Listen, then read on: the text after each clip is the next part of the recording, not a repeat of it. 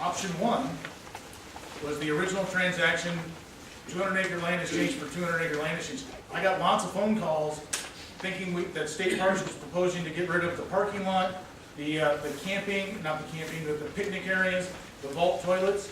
All those facilities are, here's the parking lot right here.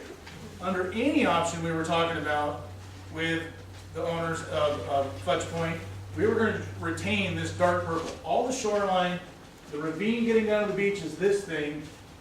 So we were going to retain about 70 acres, some of the mature forest, and the development that exists on this park property today.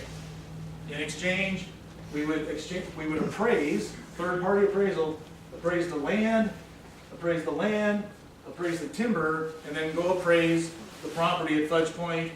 And again, I'm not an appraiser, but I believe those exchanges would have come close to balancing. The second option that is can easily be considered is you take all the big timber out of the equation. State Parks retains everything purple.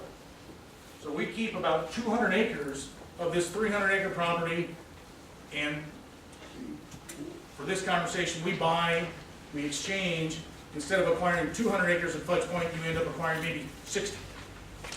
So Fudge Point in that scenario would be a 100-acre, 110-acre state park, maybe big enough to put a campground on. You'd have to lay it out and see if it fits. Option two. Option three, don't do anything at Hartstein Island and go find a fund source somewhere else to invest into Fudge Point. And that's a feasible option. The other grant sources out there floating around the world that we use to acquire public recreational lands exist.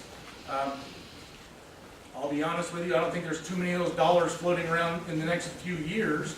The threat for the people that own Fudge Point to start selling lots is the same as it was a month ago. But it's an option. Option four would be don't do anything with Hartstein Island. Just buy the TPL property and call it a day.